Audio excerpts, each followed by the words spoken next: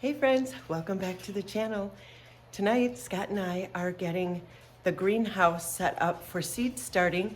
Scott is putting in the grow lights and he's doing an experiment with the heat mat. So I'm gonna flip the camera around and let him explain to you what he's thinking. Hey guys, so as we're setting up the little greenhouse, or at least this little greenhouse for the new seed or the seeds that we're going to be putting in here, this is on the south side of our house. We have the patio door, so lots of light comes in for this, and it warms it up quite nicely on sunny days. But I have my little thermometer in there, and on cold days like today, where there was all cloudy and it's cool outside, it was only like 65 degrees. So I like the seeds a little bit warmer, especially for the germination part. So I also decided that as a cloudy day, it's really dark inside of here. So what I did do is I put these two little lights in here for now. And I have more I can put on different levels if I need to. I'll kind of play that as we go along. But then on the bottom down here, what I put in here is just a little seed mat used for starting and rooting plants. So I'm gonna try to use some radiant heat, just like heat's gonna rise. So I'm hoping that this little mat, once we seal it up, will provide just enough heat where it goes up there. And what I put on there is I have a little controller with a little sensor gauge here. So the sensor gauge I can put it wherever I want at whatever level I need. So maybe I'll probably run it up a little bit higher, and then it'll shut off once it hits to 80 degrees. But already that little mat is at 72 down there, so that mat area is gonna, warm it up. I just don't know if it'll warm up the whole thing, because in past years I'd put multiple mats in there for the beginning seeds to get them germinating a little bit faster. So that's kind of my plan. I'm hoping that one mat and two lights will work, but if anything, I can always add more mats and more lights. So it is the next day. And Scott set up this little card table for us. We are filling our little pots with seeds and getting our seeds finally started. I am in charge of tomatoes. So I am doing a beef steak. It's just a really big, wonderful tomato, and we love to eat it on BLTs. And then I am doing a Bliss hybrid, a yellow tomato. Can you see that? They're yellow. Oh, they're gonna be beautiful in salads. And then I am gonna do a super sweet little cherry vine tomato.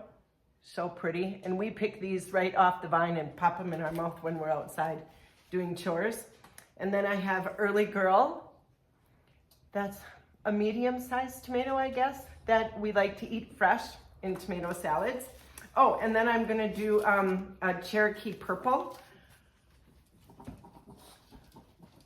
I don't think that have we ever grown Cherokee Purple? Yeah, several times. Several times? Yeah, those are heirlooms. You can save the seeds on those. There's really a lot of good things about those tomatoes that I love. They have a great flavor for like salads. If you do like a little cucumber and tomato salad with onions and little sweet vinegar. But the downside is the tops will get really like scabby. That heirloom they don't have. They're old tomatoes. Where back in the day, now they make them resistant to everything. But yeah. It's nothing bad. It's just the downside of how the tomato grows. Okay, and then I'm doing Walla Walla onions and sweet Spanish yellow onions. I am in charge. There we go. That's what I'm in charge of. What are you doing on your side of the table? I'm doing kohlrabis. I have just like a small early white kohlrabi, just a normal one. I love fresh raw kohlrabi. So good. Slice them thin with a little salt. So yummy. But then I also like, for fun, I do those big giant, the Cossack ones. They get like huge. They're like 8+ inches in diameter. So those are always fun just to grow, because people are like, oh my God, your kohlrabi's over. I'm like, no, it's supposed to be that way. Because they get really big. Yeah, and then Brussels sprouts I'm doing. So we love Brussels sprouts. We eat a lot of Brussels sprouts. So we're doing a few of those, and then some cauliflower. I have not had good luck with cauliflower. I know there's some better, newer versions where I know you got to like wrap them up, and like when I was a kid, we had to tie them up so they didn't get yellow. And but I think that overall, I think these are the ones that are going to cause us a lot of work. So I'm not doing a lot of those. I've only got 4 little guys that I'm going to end up planting. But I'm also working over here as I like to use these little vinyl tags. I've used little wood ones too in the past, but these are easy to spot, where the wood ones I would lose, and I can write on them in pencil, and I do it in pencil because if they get wet, it doesn't bleed, or the graphite doesn't wear off. You can erase them if I make a mistake, or I do one too many. I can use them multiple times or year to year by erasing them and or using the other side and kind of crossing it off. So there's some options with them, so I like them. Today I think we're just doing the little pots. We'll fill them up with the soil. And then sometimes I'll put, like you can see, I'll have written this is a new package, so I'll write the date right on there if it doesn't have the date. Sometimes you'll have the date on there, but a lot of times they don't. So then I'll just write that date on there to verify when we purchased them, because after a while, because we are seed hoarders, we get a lot of seeds. So then I'll just kind of throw a bunch in a bucket and get them to sprout a little bit and feed them to the chickens. So it's kind of how we use up our extra seed when we have too many of them. But the plan is I'm going to finish labeling I'm about half done here. Labeling my little labels with what's going to go in the pot, and then once that's done, we will fill them up with some soil. I personally like to work this. Soil's drier. It's not really that wet. There's a little bit of moisture in there, but I like to work with dry soil. I'll gently pack it in there, and then I'll water on the top to initiate the seed so it gets wet. And then from the bottom, we'll draw a lot of water. So we'll put a ton of water in the next day. So within a day or two, the soil is completely saturated. And then we'll monitor it after that. And the main reason is just because it's easier to work with, in my opinion. So. And I am the opposite. I like to wet my soil and then put the seeds in the soil. I don't like working with dry soil because I feel like the seeds, the tiny little seeds, get lost. So I like my soil wet. Difference of opinion. Right. Not one is right or wrong. It's just different. Yeah, everybody can do things differently. I like to keep things. See, this brings back memories for me. So when I was little, my grandpa had a greenhouse. So he raised all the vegetables, I think, for half the county at that time, because he called it his counting house. And then I too someday will have my own counting house. And this is his chair. He used this one in the house, but it's very comfortable. It's an old farmy little step stool chair that I love to sit on. And it's like a process for me to go through and label everything and write it in my journal and what grew and what we liked and things to do for next year. And it's just kind of a fun process. I get lost, I teach, so sometimes I bring the stress of that home, and it's not always what I want, and this allows me to just kind of get lost in the moment and get your hands in some dirt and get some negative ions in your body, that kind of grounding type thing. So, so I'm not a rush to get it done process. For me, it's fun. And I think too, we're not doing as many plants as we have in some years. We have to really scale back because if you paid attention to any of our videos, we don't have a garden yet. we have a little tiny one out there. But the plan is very soon we're going to start mapping it out, and because I drew up some plans, or we drew up some plans. That'll be in the next video. So we're going to really start to square it off, and my goal is to get about at least a third of it kind of out there and ready to roll, so that way as we kind of clear the rest of it up this summer, we'll end up with the whole thing. Because I acquired a hoop house here a couple of years ago already that's just sitting in the barn waiting to be set up with the anticipation of this garden. We have an older greenhouse that we acquired, from we're gardening aholics too. We like to garden. Yeah. And now we before at the other homestead, we didn't when we got that little greenhouse, we had every intention of setting it up and making the garden bigger. Well, then we found this property and we were like, well, for one season, why would we set up the greenhouse and make this huge garden for one season and then, bring it over here.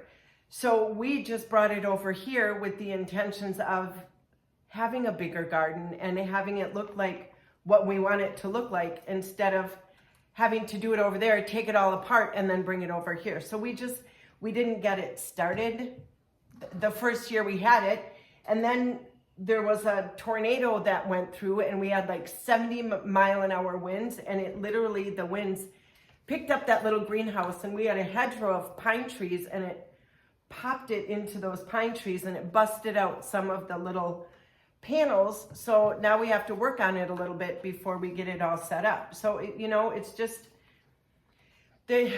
we have these big dreams, but there was always like stepping stones or like little hurdles that we had to get over in order to get to those big dreams.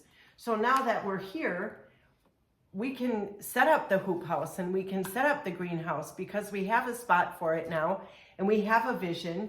We just, have to put in the work. We just have to clear the land where we want to put the garden, and then, set it up and see what grows. Yeah, and that's the exciting and fun part, is like, taking kids. I wish we could like interject a picture of where we started, because where the garden was going, there was 2 absolutely giant brush piles. I might be able to find a picture that I could. I mean, and we had like 50-foot flames when we lit them on fire one time. So then, then the big, obviously the dumping zone, the DZ out there, that was obviously, you saw some of the videos on that too, that was just, it took a lot of effort and work, and there's large boulders, and we're trying to incorporate all that rock into the property, but here we are now, at the point of anticipating, by the time in 8 weeks when these guys are ready to go into the ground, or 10 weeks when these guys are ready to go in the ground, we will have a spot out there for them, and it's really close already, so I'm not worried about that. Otherwise, we wouldn't be doing this. But here we are. It's exciting. Yeah, today actually is the first day of spring, so we technically have 8 weeks before our last frost. What is it? Yeah, our last frost day. We're in 5B, zone 5B. Ish. 5B. Right on that edge. 5B. But it's right around the end of April, beginning of May is our last frost date. So that's we have all of April. We're halfway through here, so we're close. And I don't like to put things in the ground right away, except for some of the cold hardy vegetables like the like the kohlrabi would probably do well. The Brussels sprouts would do well, I think. The radishes and all that kind of fun stuff too. So we'll start putting that in earlier. I am going to, I was trying to talk Rhonda into letting me fix up the whole greenhouse and put it out there and get some things in the next weekend. I'm on spring break next week, so I got a million projects that I have lined up to not get done. Right. I'm an overachiever. If the weather allows it, we've tried to work on that deck how many times, and the weather has always, put a stop to it. So yeah, so just like that. Yeah, weather permitting, we will.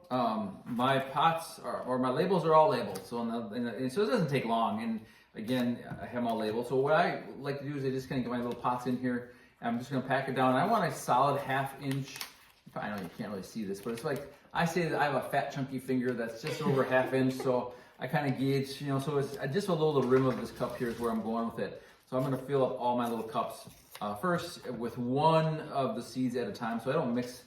I can't tell you how many times over the years, I'm sure if you've gardened at all, I'll be doing something and I put the wrong seed in the wrong pot, or I put 2 seeds in a pot that I already put a seed in, and yes, it's so I've learned to slow down a little bit, number one, and number two, just kind of label and keep things slightly organized like we have here. So I know that these number of pots are going with that seed, these number of pots and labels are going with that, and likewise with all the rest of them. Yeah, we're not great. We haven't, in the past, we have not been great at labeling. But we had a lot more going on. You get busy. Even this day, we were planning on doing this a weekend or 2 ago. Yeah. And this came up and that came up, and it was just life really. I mean, we're no different than I think a lot of us.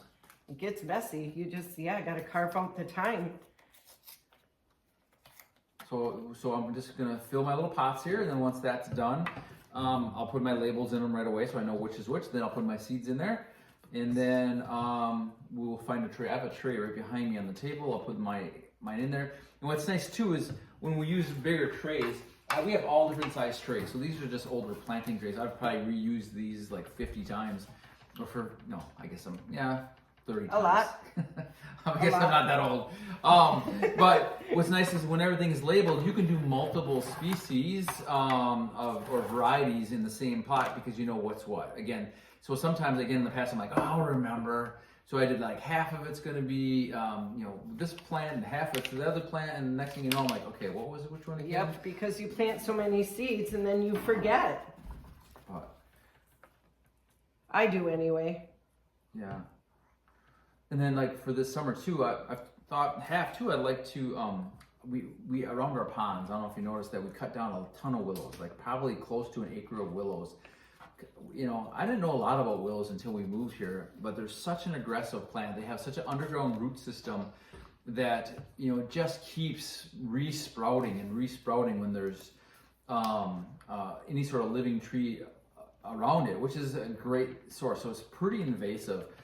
And so I was just kind of trimming them back with how I wanted it, and we realized like this isn't going to happen. So in order for us to do other gardens, is my segue in here, is that we really had to get aggressive and cut those back further than I originally thought. But now that they're all cut back, I was half thinking about starting some plugs of like different wildflowers and then planting in between with seeds just to get that going, like do certain perennials. So we might do a video on some of that. I've never done that before, so if anybody can comment on that, that'd be great.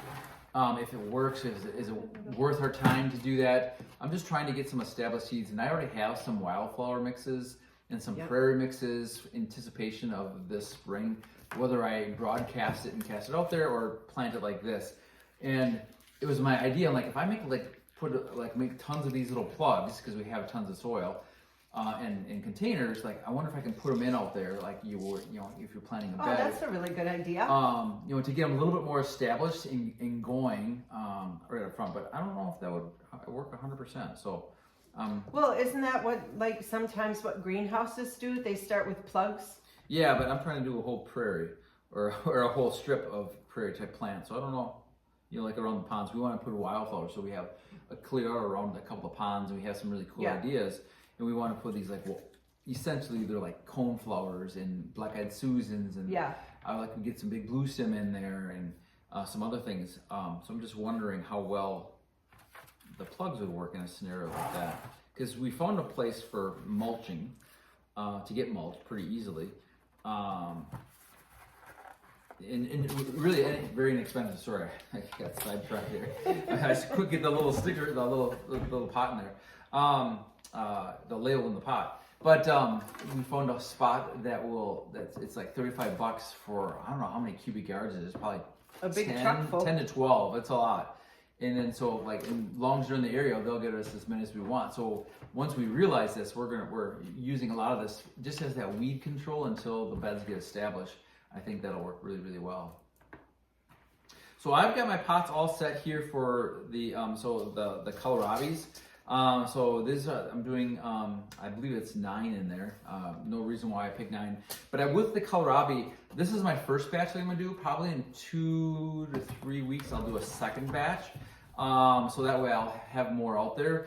And the idea, or what I want to do, is have them mature at different times. So I'm not eating 9 kohlrabis in 4 days. That's never fun. I like to have them once a day or once every other day, something like that. So I'm gonna do a total of about 20. Maybe 25, but I want to space them out, have some space in between them. Because once the mid of summer goes, like you get that end of July, August, when it gets really hot, there's no water out there, it seems like that the kohlrabis really get more woody then, and they're not as tender and nice as when they're younger. All right, I got my tomatoes done. So I put 2 seeds in each little pot. I put 2 seeds of each kind, and then we will put some water and water them from the bottom up. We'll probably sprinkle a little bit on the top just to wet the surface, and then water them from the bottom up. And then now I have this big tray that I filled with potting soil, and I'm going to do half Walla Walla and half sweet Spanish, and I'm just gonna sprinkle it. I'm not gonna like go through and make holes and stuff like that. I'm just gonna kind of sprinkle it, and what sprouts, sprouts. So that's what I planned on doing. If you're looking for the scissors, I could not find them. I don't know where they are. Huh. I was looking for them too, and I have no idea where they are. Oh, look at the Walla Walla seeds. They're black.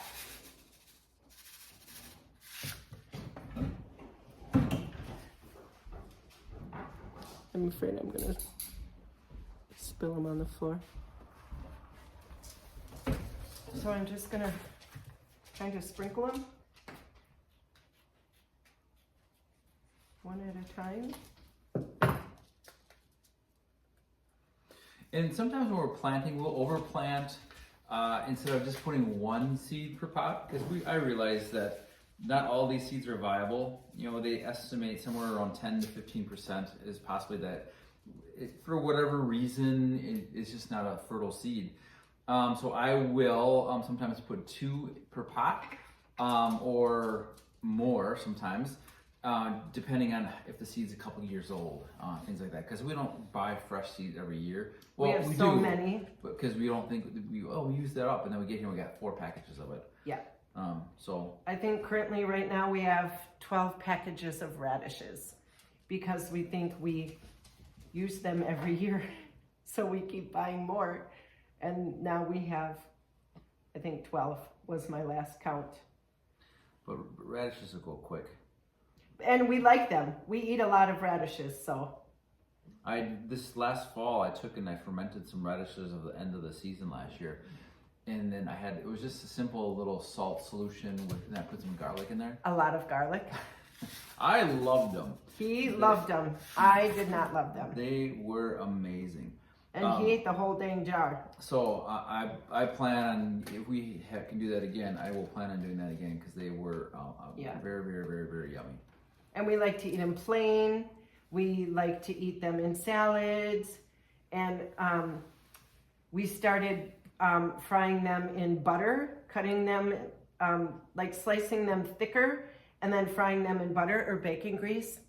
And they're so good. They're so good. So we eat a lot of radishes. Yeah, and so if you ever have packages after you open up, because obviously I'm not using all the seeds in here, so what we'll do is we'll just fold the top of these over, really just a little bit, it doesn't take much, and then paper clips. You can see what we did over here, and we'll group them together. I'll go through that. There's that there.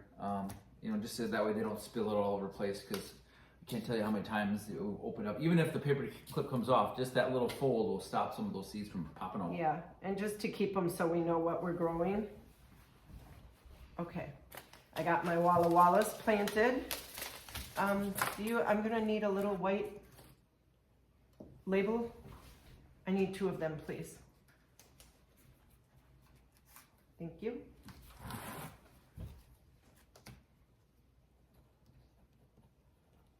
And then this one will be sweet Spanish. So what are you guys, have you started seeds? Tell us down in comments what you guys have started at your home and that what you're growing in your garden this year. Are you doing anything fun? I think this year a new to us seed is Brussels sprouts. I don't think I've ever grown Brussels sprouts, have you? I have, yeah. You have? It's been a long time, yeah. It's been probably 10 plus years when I did it. And then, funny story. Well, not so funny because I was really mad at the time. But now I can look back and laugh at it. So I bought these Brussels sprouts and they were growing all summer long. And I just had like 2 or 3 of them. It was very, very few. And we had very friendly neighbors and their dogs would always come over. And so it's really one of the last crops you harvest in the fall. You're waiting till like the very, very end, basically. You can harvest some of them earlier, but long story short, these Brussels sprouts are in the garden, and they're probably, they're really tall and whatever else. Well, here the neighbor comes over with his dog, and I'm really looking forward to this. This is the last crop of the season. The garden is basically done. And as I'm standing there talking to my neighbor at the time, his dog comes over, sniffs the plant, lifts his leg, and pees on my No! on my Brussels sprouts. I was like, what? He apologized 100 times over, but I was not a happy camper. No. So then now what do? Do you just wash them off? Do you wash them off and just like pretend like it didn't happen and you eat them, or do you compost them? I would have composted them. I think that's what I did too, because I'm like, yeah, I can't. I'm like, it's not like a solid vegetable like a pepper or something that you could just wash off. There's like little leaves in there, so I'm thinking poo got inside of the little things. Yeah, like a tiny little cabbage. So I was like, oh my gosh. Oh shoot. But so while I was talking, even though I said I was being organized, I normally would put the seeds in and bury them right away, and I didn't. I was just chatting away, and I didn't do it. So I can see a seed there. I know there's seeds in here, so I'm kind of, I know I put them in every one because I was conscious that way. But then now I have to like move the soil around to make sure they're buried. Yep, good idea. Because I'm gonna put some. So there's a chance that one of these pots doesn't have seeds in it because, again, I did exactly what I wasn't supposed to do. But you lose track. I think I put two different onions in one of these little pots. So those are the mystery pots. We love to see them. Sprinkle. You know, I planted many a tomato or many a whatever in the garden and not really knowing what it was until harvest time. So, but yeah, it's fun. I'm just gonna sprinkle this dirt over these seeds, okay? And then just water it like that. Yep. Because I didn't push them down, I just kind of sprinkled them up on top. So we'll see. Okay. I got the Walla Wallas and I got the sweet Spanish in. Okay, so Scott made an executive decision. I was gonna keep all of my tomatoes in here and then have all of my onions in this big green container. But the two big green containers fit on the greenhouse shelf better. So Scott is gonna take these and move them into the stuff, move them in with his broccoli and kohlrabi and Brussels sprouts, right? Yep. Yeah. Yeah, so then as I'm moving these, I'm just gonna show you something real quick here. So here, I'm gonna pan over here. Here's what I labeled it as. Early white kohlrabi, and then I put the number on there. So I knew exactly what was in this pot. Rhonda wrote down bliss. She wrote down beef. Listen, pal. She wrote down super sweet. Very descriptive, wonderful. That is the name that was on the... But 3 cycles from now, I'm like, what the heck is this again? Whatever. Good thing tomatoes look like tomatoes. So keep moving them. I'm just teasing her, but yeah. Keep moving them. Like there's a difference between... Sassy pants. You're a teacher. I'm, let's get it in and get it done. Right. Okay, so we're gonna move these over and then we are gonna water and put them in the greenhouse, right? Yeah, unfortunately our watering can, the one that we'd like to use normally, so in our when we packed up all the gardening stuff, it's packed up in a box yet up in the barn and I couldn't find it. So I'm like, well, I gotta have something that's somewhat user friendly. So I was like, oh, these SodaStream bottles that we have will be perfect. So I can throw some water in there and I can gently pour it over the top. Maybe not quite as nice as, look at that, fits perfect. I'm just making sure they're all flat. Awesome. But yeah, so then what I'm gonna do is I'm just gonna give each of the pots a drink of water over the top, and then I'm gonna put a solid ½ inch of water in the bottom, and as it keeps soaking it up, I'm gonna keep adding water until just by diffusion, the whole soil will be wet, and that usually takes maybe 24 hours or so. Okay. The water on the top will initiate the initial germination, which will take anywhere from 1 to 3 days, up to probably 7 for some of these. Yep. And then in the meantime, they'll get water to replace that in a very short period of time.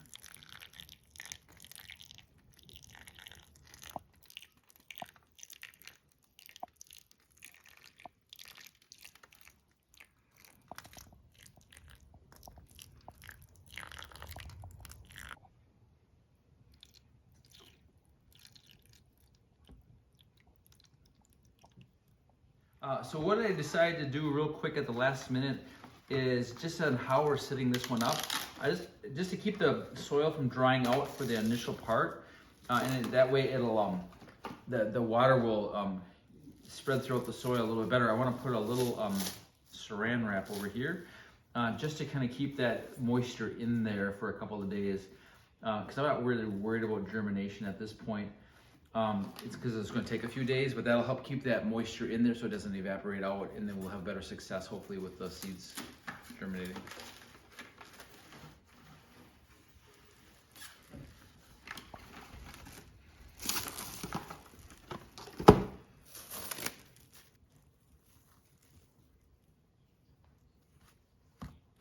And you're not putting it on there tight, are you? No, and the seeds will push it up. Yeah, so it's just enough on there. It'll keep some of that moisture in there.